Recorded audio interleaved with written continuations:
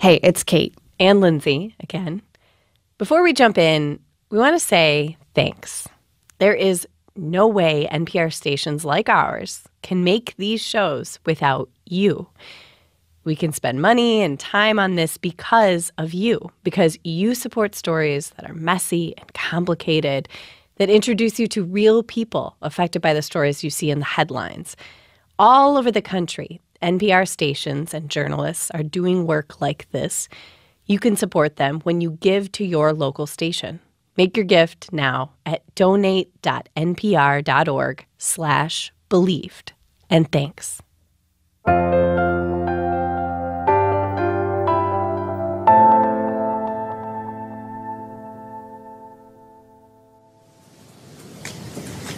Would you like to withdraw your plea? No, Your Honor. Because you are guilty, aren't you? Are you guilty, sir? I accept my plea, exactly. So, here is the thing that kills us about where that last episode left off, with Judge Rosemarie Aquilina giving Larry Nassar up to 175 years in prison. Thank you. That's all for the record.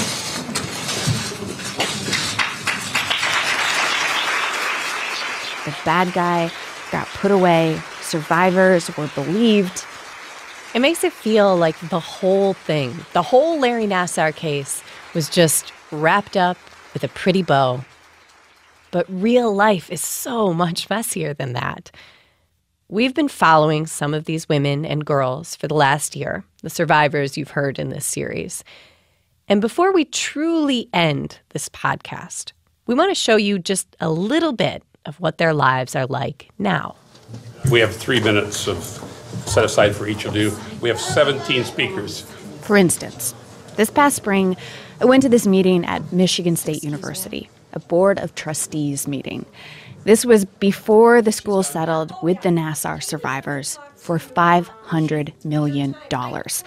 Trustees meetings now, they are often packed with reporters and students and people protesting how the school is handling the Nassar case. They're calling for more reforms and transparency. President Engler and Board of Trustees.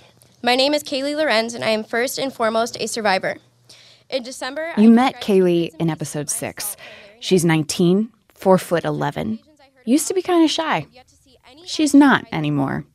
She starts telling the people at this meeting about a recent conversation she had with MSU's interim president, John Engler. Engler used to be the governor of Michigan, and he's the one running this public board meeting. He took over at MSU after the previous president resigned because of the Nassar case. I told him how much I love MSU and wanted to help them heal, to make real change. He explained all of the new things they've implemented, which sounded promising, but said working together couldn't occur until the civil suits are settled. Mr. Engler then looked directly at me and asked, "Right now, if I wrote you a check for $250,000, would you take it?" When I explained that it's not about the money for me and that I just want to help, he said, "Well, give me a number." Kaylee goes on. She says Engler told her he had also met with Rachel Den Hollander and that she had given him a number. By the way, Rachel says that definitely did not happen. Then President Engler started saying how sad it was that hundreds of good osteopathic doctors at MSU are being judged by one bad doctor. My mom interrupted and said, "Well, what about former Dean Strample? Wasn't he just arrested?" She's talking about the former MSU dean, William Strample. He was Larry Nassar's boss at MSU, the one who never followed up to make sure Larry was, getting consent or anything. Strample was arrested in March. He has been charged with willful neglect of duty because of the way he handled the 2014 complaint against Larry Nassar. But he is also charged with sexually harassing female students himself. Police say Strample used his work computer to solicit pornographic images from students. One former student says Strample groped her butt at a school fundraiser. Kaylee says at this private meeting she had with the school's interim president, Engler didn't seem too concerned about a medical school dean harassing students. President Engler rolled his eyes and attempted to fluff it off and said, "Oh, that was no big deal. It was only just a slap on the butt." My mom and I were both so shocked, and my jaw dropped. I said, "Just a slap on the butt? Larry did that to me, too, and look how that turned out." President Engler then tried to back up his statement, Your saying, time is up. "Well, Your time is up. Now President John Engler is, unironically, telling a Nassar survivor that her time is up. It's awkward. Thank you. Haley, she's done. Pat, you're leading me. I'm not done yet." you are out of time. I'm sorry. Why don't you shut up and listen? Talk about listen. And I wanted to talk about helping and healing. Later, Engler released a statement about that private meeting with Kaylee and her mom. He said he had a different memory and interpretation of what happened. He said he was sorry for anything he said that was misunderstood. This is what real day-to-day life is like for women like Kaylee. It's not always this dramatic, but you get the idea. On one level, these survivors are getting all these accolades for their bravery, glossy magazine spreads, TV award shows, and they appreciate that, definitely. But it is one thing for people to say, "I believe you were sexually assaulted." It's another to get accountability, for people to fully comprehend that the Larry Nassar case is not just about one bad dude, that Larry did not operate in a vacuum. They're finding that just because people believe them now doesn't mean institutions will be any more transparent or that attitudes will change. I think a lot of us are getting to that point now of, we've been fighting this fight and it's worth it, but it's really hard. Some survivors, like Breanne Randall Gay, have basically put their normal jobs and lives on hold. You heard Breanne's story in episode 2. She's the one who went to police in 2004. Back then, police told her she was not sexually assaulted. But after the Nassar scandal broke, police apologized to Breanne, and they asked her for help. Now Breanne is working with the very same police department that botched her case. That's coming up after the break.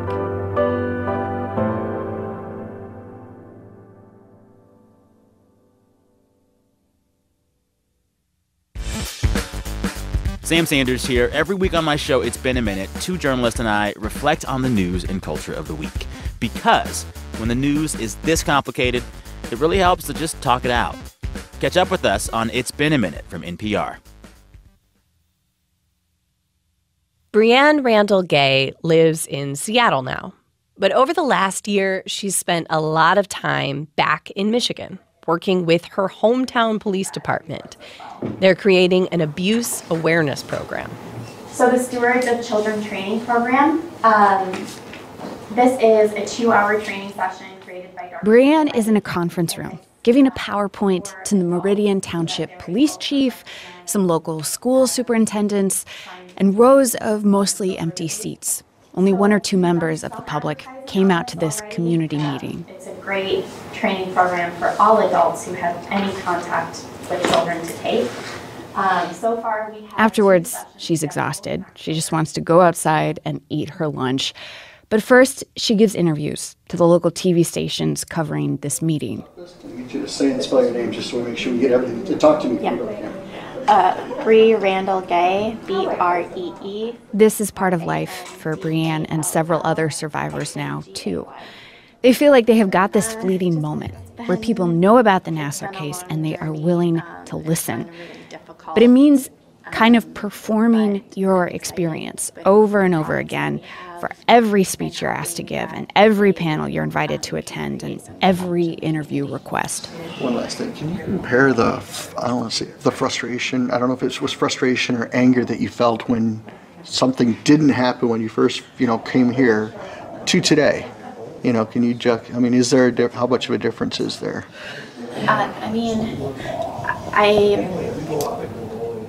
She tears up. The thing is, people want your suffering to be just bad enough that it's good TV, but neat enough that it fits into a soundbite. Sorry. No, it's not easy. I understand. I'm not asking you what's 2 and 2. I think it was really hard at that time that I was not believed, and I felt like I didn't have a voice at all. And that lasted a long time and kind of stuck with me. And so through this process, I feel like I found my voice a little bit. And so the frustrations are still there, but I feel stronger now. I don't know if that answers your question. No, yeah, because I was trying to just... And there's something surreal about the whole thing. At one point, Brienne and I are sitting outside the township building, and I ask her, do you feel sometimes like kind of a... I don't know, I want to use a word that isn't mascot. A show pony? That's a bad word, too. Brienne wants to do this work, and she wants to be really nice and understanding and forgiving, like, all the time. She's really glad the town is finally doing an independent investigation into what went so wrong with her case. But some days, Brienne is still angry. Right. And I think a lot of people feel like, okay, you should be over it at this point. It's been long enough. You got what you wanted. And Got what you wanted? Yeah, in terms of a settlement with MSU or an apology, things like that. And that's not the end of it. And yeah, it feels like I just have to be on all the time. Like, I have to take what's happened to me and turn it around in a positive way and spread awareness and, you know, always be in a good mood and always, you know, have the energy to do everything. And that's just not possible. I feel like we've all been trying to make that image, and it's a struggle. Then Brienne thinks about her baby boy, who just celebrated his first birthday. When Brienne gave her victim impact statement at Larry Nassar's sentencing last winter, her kid was just 7 weeks old. It breaks her heart that her earliest memories of his life will always be so tied up in this horror show. But it motivates Brienne to keep slogging away. She says something that sounds like a cliche, but we hear it from so many survivors and their families. If any of this can save one child from abuse, it's worth it. And that means for some of these survivors, the fight kind of never ends.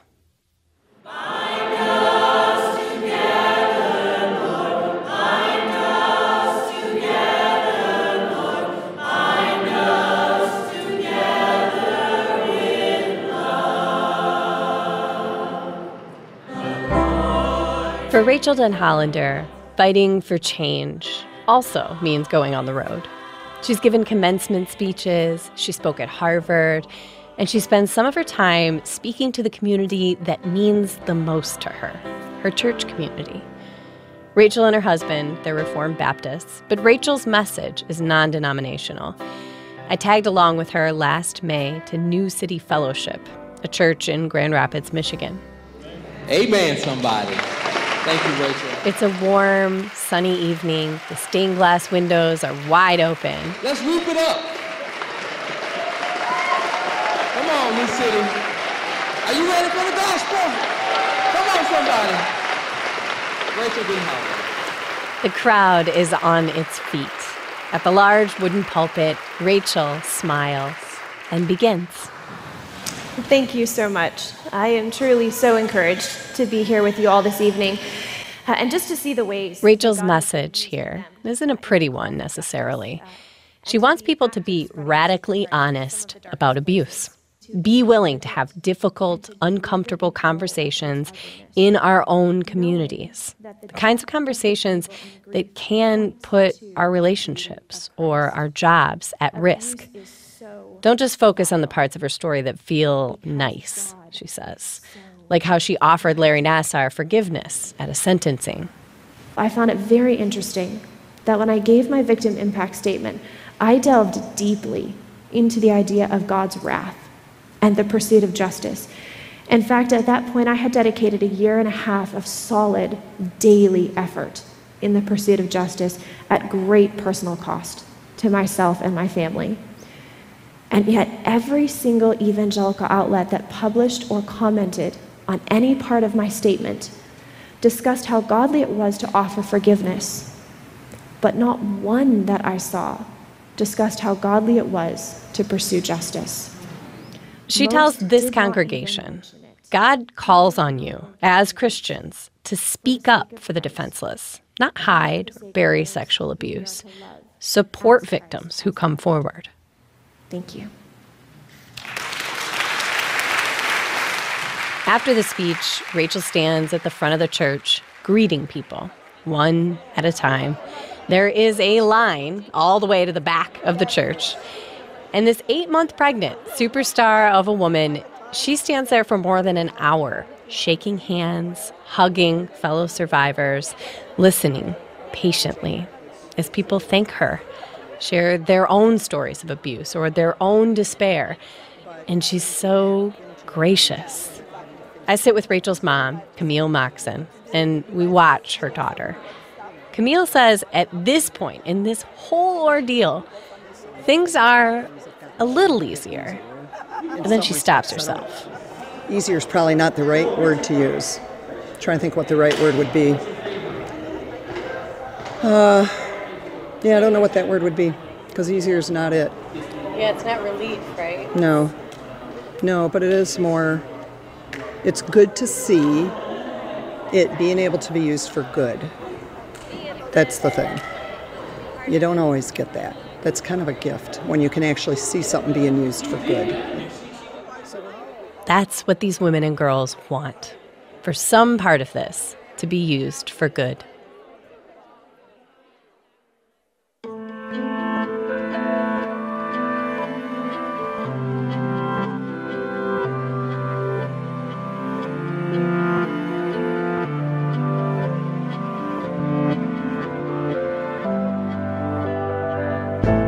For one last time, thank you for listening. We know it's not an easy hang. And remember, your support makes projects like this possible. Make your gift now at donate.npr.org/believed. And since this is really it this time, we want to thank our families for putting up with us throughout this. And one last shout out to our Ride or Die team. Producers Juliet Heinley and Paulette Parker. Allison McAdam is an editing angel. Sarah Hewlett is magic. Bob's gone, mixes and fixes everything. Vince Duffy runs our newsroom. Jennifer Guerra runs the show. Zoe Clark runs the world.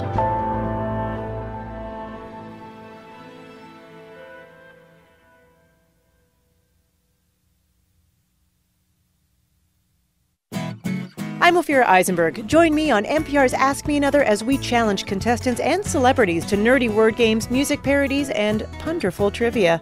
Find us every week on the NPR One app and wherever you listen to podcasts.